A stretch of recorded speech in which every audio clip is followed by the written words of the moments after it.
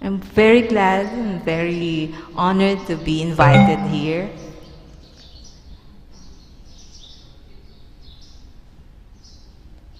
Um, I'll be discussing, as what Saigam wrote, that we have to discuss the emerging architects in the Philippines, so that you would know where we are coming from. And I guess you cannot picture what Filipino architecture is. Let me start by showing what Filipino architecture. I know it's very easy for you to imagine what Chinese or Thai or Japanese architecture, but when it comes to Filipino architecture, probably you cannot picture it as well as we could.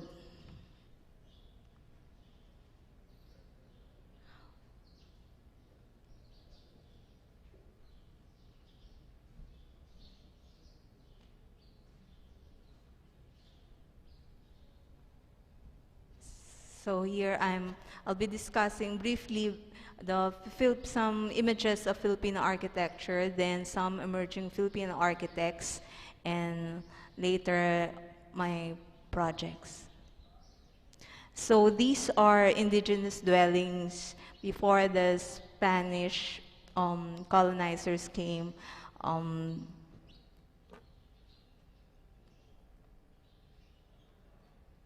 These are the typical dwellings at the north of the Philippines.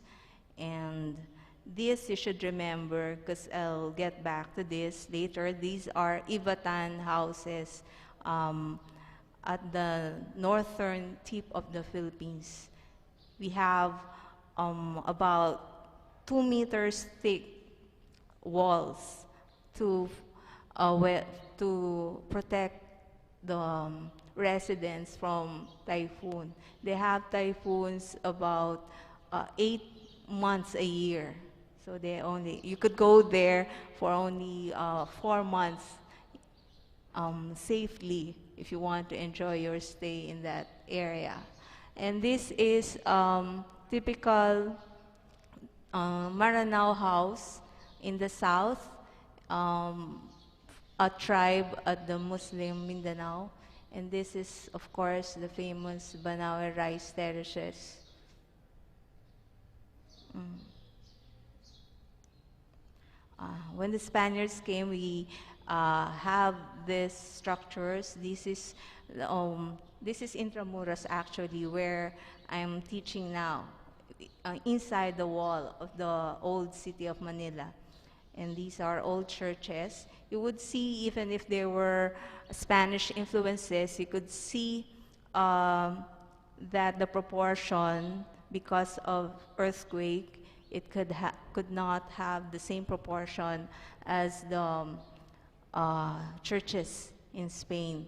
But the friars or the Spanish priests would like to have their own churches built in the Philippines, but it has adapted to the environment. Uh, these are churches in the north made from bricks or clay, and these are made from limestone.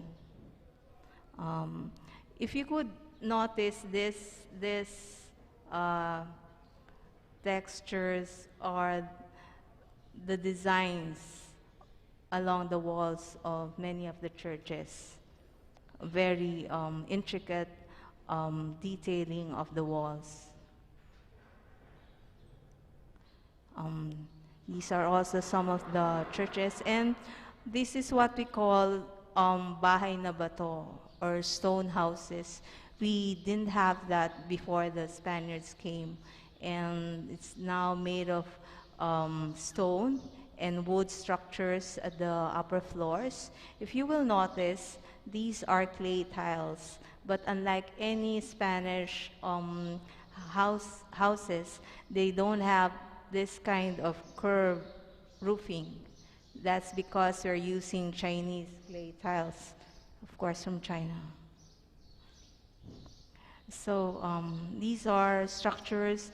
This is a hospital, and lighthouse later in the period. And these are newer structures. These are residences, and this is an old university, University of Santo Tomas.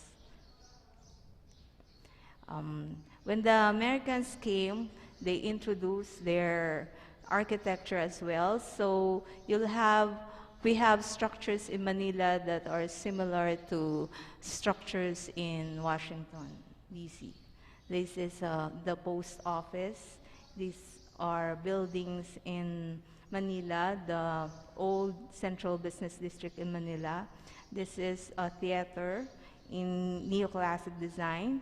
And this is a hospital. These are again residential houses in the south, and this is mm, a commercial building also during that period. This is a university, um, and other structures during the American period. When I say American period, that's the start of 19th century. And this is the University of the Philippines. I studied there, and I used to sit on that steps.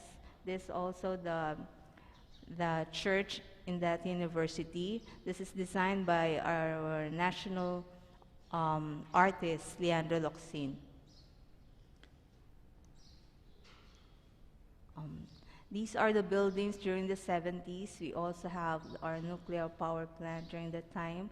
These are commercial buildings and other institutions. This is the convention center, also designed by Leandro Locsin, and other buildings. And this is designed by Francisco Maniosa. This was in the 70s during the height of the the rule of Ferdinand Marcos. He was hired to build this pavilion for his guests, and he used Filipino architecture. Okay, so now I'll be discussing some new architects. These partners have are graduates of architecture from the University of Santo Tomas. They had their practice in Hong Kong, and before they founded their company in 1988, also in Hong Kong. Uh, Mr. Casas also probably they worked together in they were students together in University of Santo Tomas, and they worked in the same company in Hong Kong, and they founded it in 1988. They also opened a branch in Manila in 1990 and opened another branch in Thailand. These are samples of their projects. This is along Ayala Avenue in Business District in Manila. This was built in the mid 1990s, and their philosophy would be that the client is the driving force behind each project, coupled by the guiding principles of orientation and context. So according to them, it is the balance of these elements that ultimately leads to the uniqueness of each solution. They have so many office condominiums or residential condominiums all over Metro Manila. And they were successful because they treat their client as a collaborator, and they would like also to meet the goals and aspirations of their client. So this is another project, also in Ayala.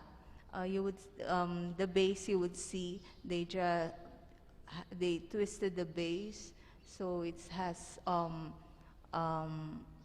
more dynamic um, look than the previous one. This is a new project in Fort Bonifacio. It's existing right now. Um, and they have this interiors. Another condominium project also in one of the cities in Metro Manila. This is a project in Makati. These are commercial establishments at the first few floors with residential at the upper floors. They use, these are very successful commercial establishments, and they made it, they couldn't go higher because they would not like to block the views from other buildings they also develop. I mean, their clients also develop some buildings behind this commercial establishments, so they try to build lower so that they won't block the views. This is another in Tagaytay. It's a mountainous. I think Saigam went there when he was in Manila. It's in Woodridge. They have the several housing complexes. And you would see that they've used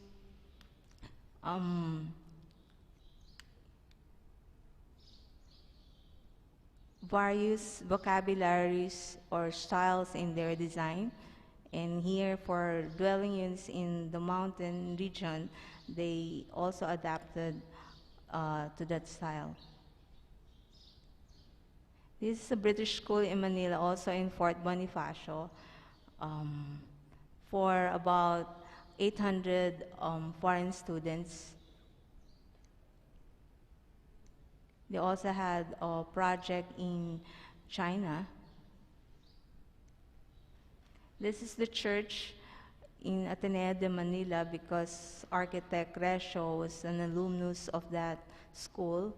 He was commissioned to design this, and I think you could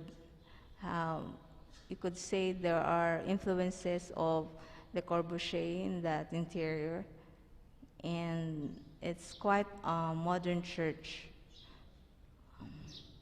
And this is another project to be constructed also in Manila, designed by their firm. Okay, so now here's another younger architect, always a Chinese, also graduate of University of Santo Tomas. He worked with Jose Shaoling. Unlike the two previous ones, he had no experience in another country. So he has worked only in the Philippines and under the mentorship of Filipino architects. So you will notice that they have similar philosophies. They would really like to design for the client. They really would like to follow what the developers would require them, but they added design elements to ensure that their solutions would be unique.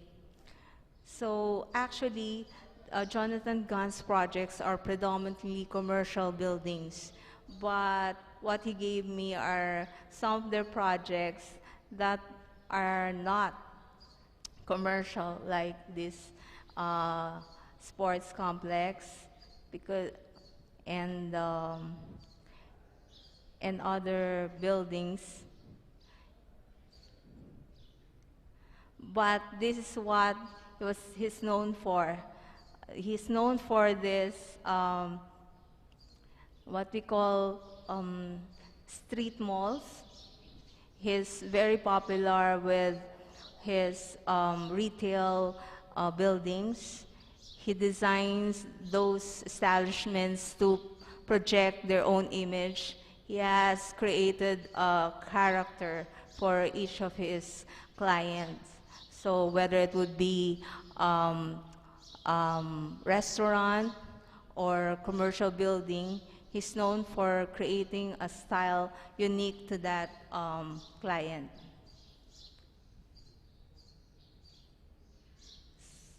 So these are, he uses different colors.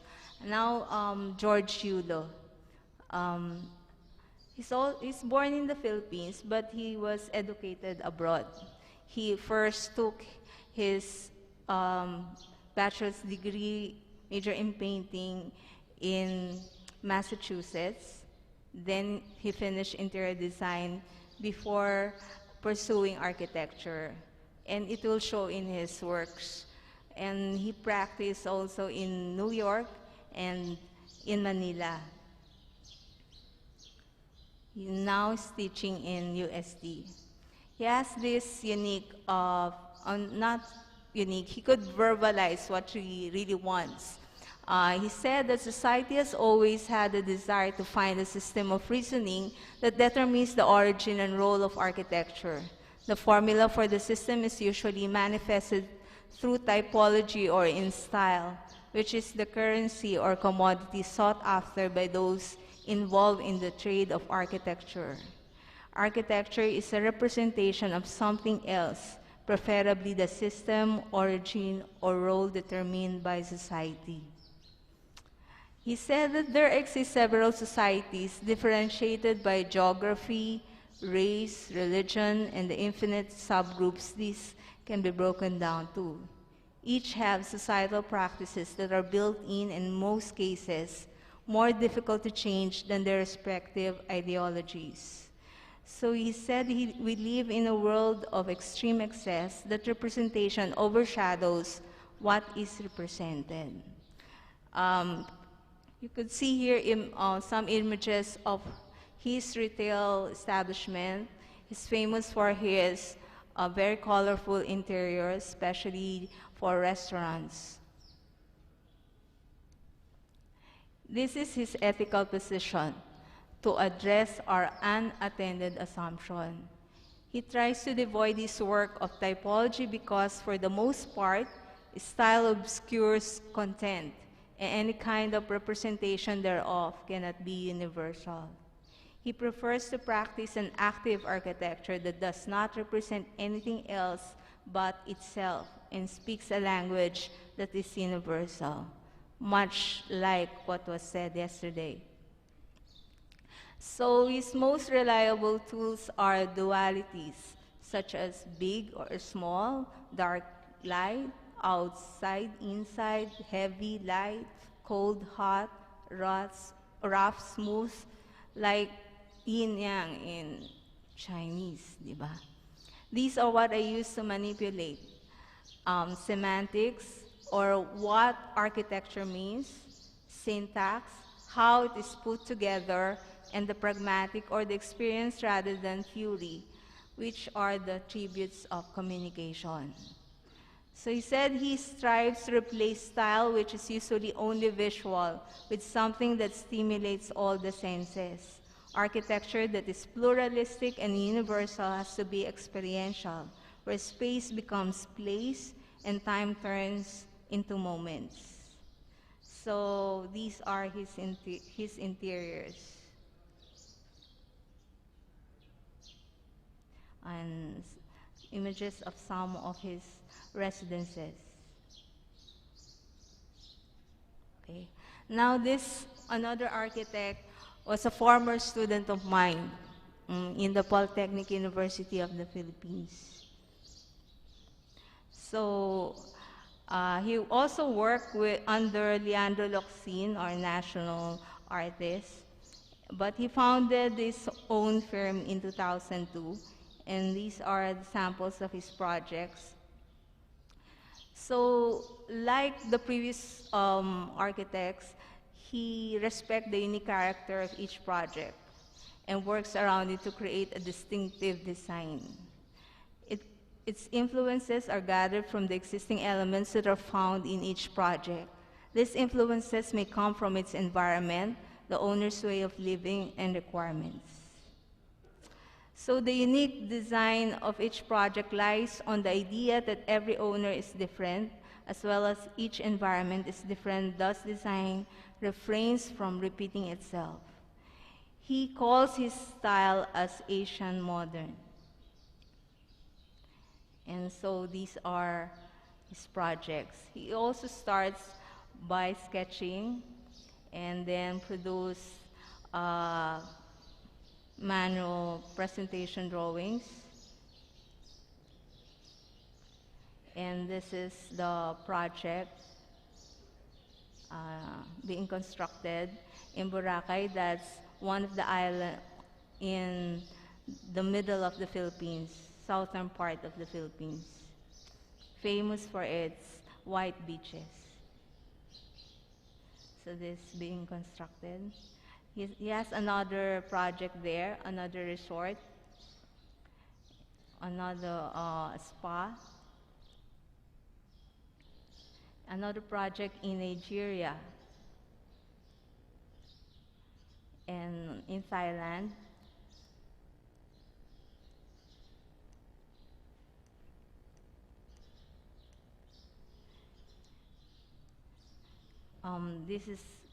Are some of his studies for another resort in Thailand also. And those are his presentation drawings.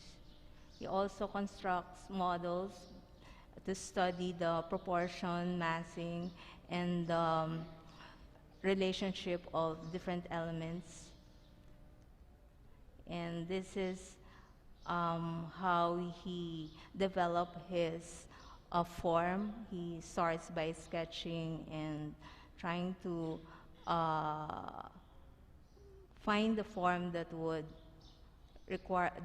meet the requirements of the client. He also have this proposed multi-story building. We also have a project in India, a conference hall. I got so many images from him because as a former student, he could not decline. So, unlike the other architects, I was able to get more images from him. So these are his interiors.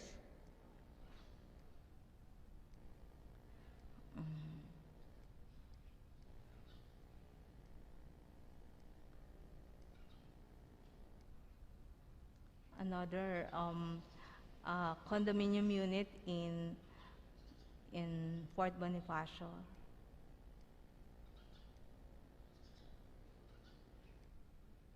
This is a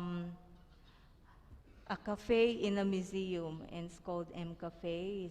Again, he starts by sketching and presentation drawings, and it was featured in the magazine, and this is how it looks. Now I'm discussing one of my projects. This started in 2000. The developer would like to have a Millennium project, and this is the project. It's called Kids World, but unlike other traditional country clubs that separate the activities of the parents from the children, Kids World unites them with activities designed to be shared by the whole family. So it's located, it's 8.8 hectares, and it's located south of Manila. And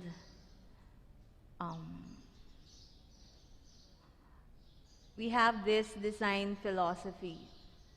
A child left to learn through a single style usually has less success than a child who can put all his senses to work. So that's our design philosophy for this entire project. We are focusing on what we call edutainment, or education plus entertainment. We could have done a project that would look like Disneyland or Fantasy Island, but we would like to have an environment that would be the premier edutainment and adventure resort club in the Philippines that will combine sports, nature, and adventure. So the design concept for this project is it's a unique combination of a sports center, a country club, golf course, amusement, theme park, and leisure resort all rolled into one. It's an environment designed to enhance, stimulate, and enrich our lives, a creative space for everyone that promotes nature and ecological awareness plus responsibility, a venue that upgrades the quality of time we spend with our family. So as my participation in this project, because of my background in urban planning, is to study all the of other adjoining competitors and the other conditions that would influence the project, like the traffic. We have to study the various routes going to the project, and also aside from the geographic advantages, we should work out with the local government to be able to improve the transportation. We also studied the not only side advantages but some disadvantages and had to work with it. Unlike other projects, we had the opportunity to formulate with the client and the other stakeholders the vision statement of the company.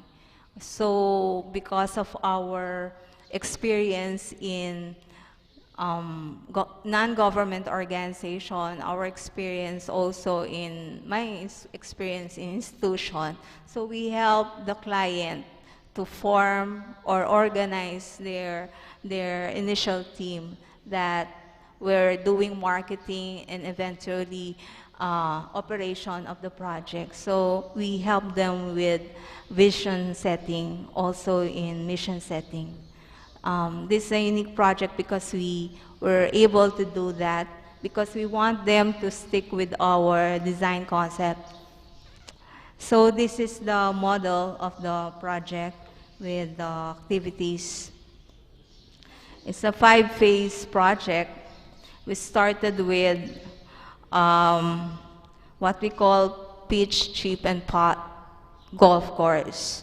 We could have done a mini golf course or a fun golf, but executive pitch, chip, and pot golf course is really a golf course that would practice your short game. Those who knows how to play golf, you practice your swing in the what do you call the drive? I mean, but there's no place to practice your putting. So we have devoted 1.5 hectares of the property for that purpose. We opted for this because kids are not allowed in the golf course because they might be hit by the golf balls. So it's dangerous for children. But the pitch, chip, and pot golf course, you're only practicing putting. It's an 18-hole golf course. So this facility is safe for kids. So this is how it looks, the golf course.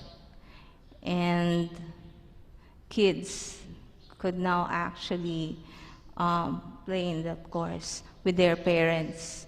Normally, parents would wake up very early and go to the golf course, leaving their kids, or they could bring their kids and the kids would be playing or will be at the clubhouse, but they cannot go to the golf course together because it's dangerous for them, but in Kids World they can do that. Also, we have this, what we call botaniscope. Again, I mentioned before, Batanes is island at the tip of the north tip of the Philippines. So we adopted the vernacular architecture. This is similar to the picture I showed you earlier. So Boracay is island, one of the beaches in Visayas or middle portion of the Philippines.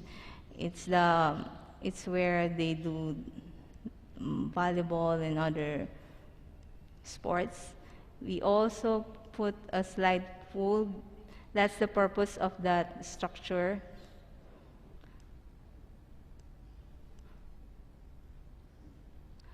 And an amphitheater there. This is the wave pool. So we introduce details for kids by using mosaic tiles, and also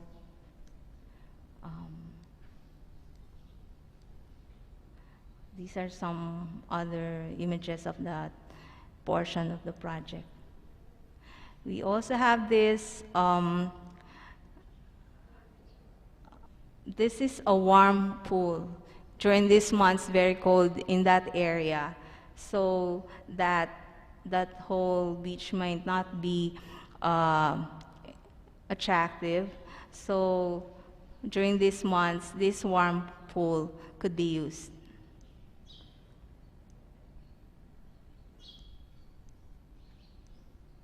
So these are some of the images of that building. Beside it is what we call Ivatan Tropical Massage Huts. So these are.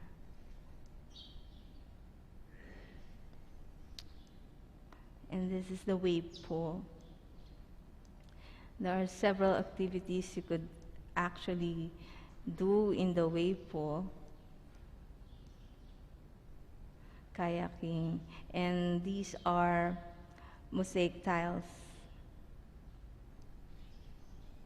We also introduced several landscape gardens. We have what we call nature park, and other parks, and we call this area Sagada Trail. Sagada is a place again in the north of the Philippines. And we also have Garden of the Senses. You would hear drops of water.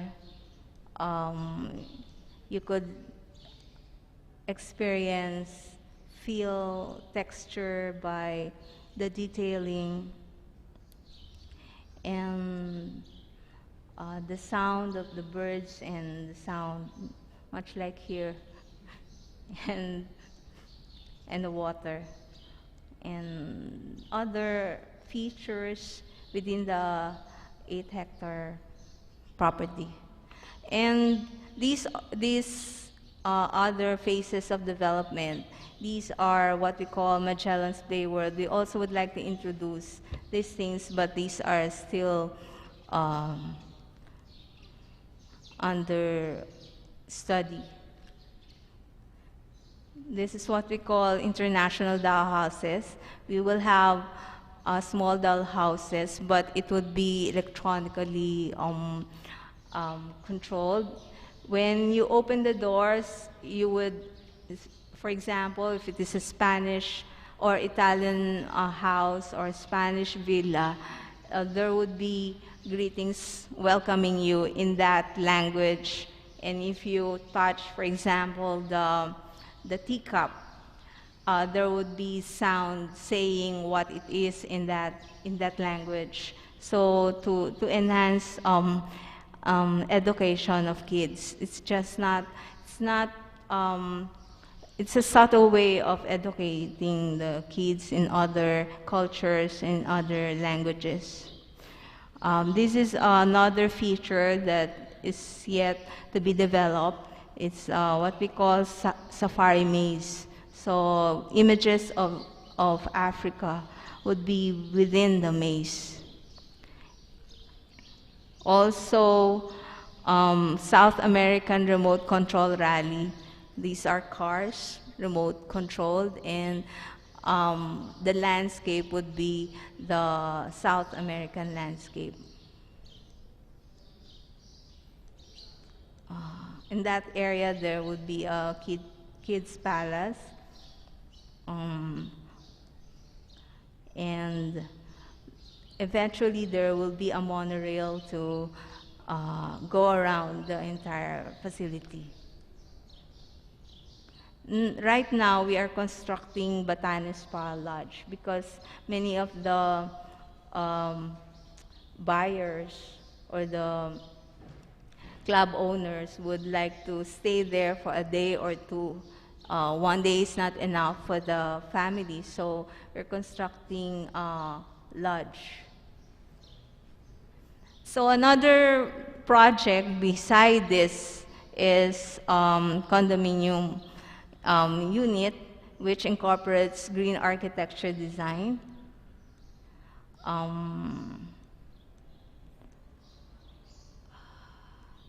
And other features like accessible parking slots, the concepts of inclusive design, universal, non-handicapping environments for persons with disabilities.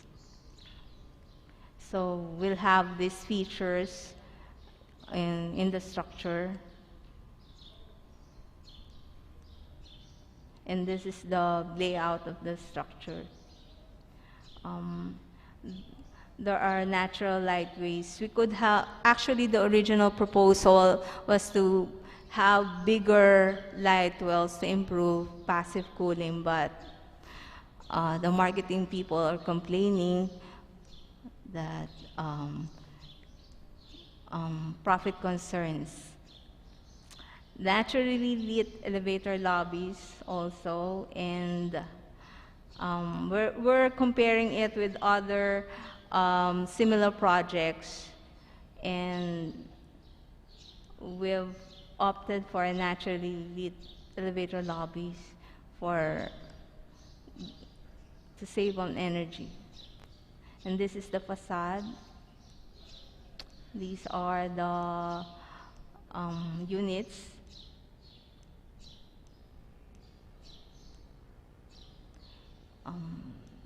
At the ground floor, you have the lobby, elevator lobby, accessible toilets, fire exits. This is the mezzanine floor plan. And other floors.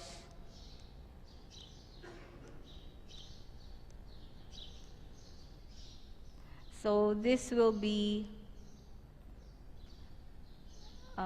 beside that property. And those are actually we thought about it because behind those buildings there's a huge mall, shoe mart, and it's distracting us. So as we'd rather have a building blocking it, so the facility would be more private. So I chose to present my project first before discussing my philosophy based on what you've seen. We really believe that architecture should have strong philosophical underpinnings.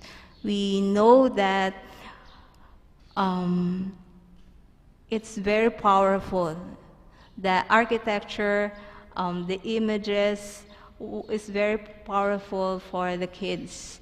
And it's a waste if we will not use those images to try to reform or to improve or to build families or communities. We opted to use local names, local images for this amusement to counteract the Western orientation We are always bombarded by Western icons, examples, and our kids always experience all this. We always experience this from Western music, from their fashion. We are always oriented towards the West. So what we were introducing here is trying to capture Filipino local architecture, local landscape, local um, um, names, culture, not only to stress what is lacking in many of our designs.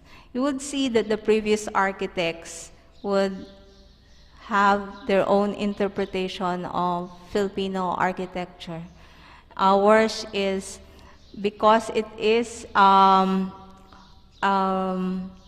resort-like character, we opted for local images. Um, I, I wish I could be the other architects who would play with forms and who would satisfy their own aesthetic urges. But for me, architecture should be not only delightful to the senses, it's not only good experience or delightful or delighting our senses, but it should have transformational quality in it. It should be able to transform or build communities. So that's the philosophy that we try to adhere to. That architecture is a healing profession. We stress the green qualities of the condominium units because we know that there are environmental problems, and we realize that the facility we built also is contributory to that. So we try to minimize everything that is against the or would make the environment deteriorate because of those developments. So that ends my presentation.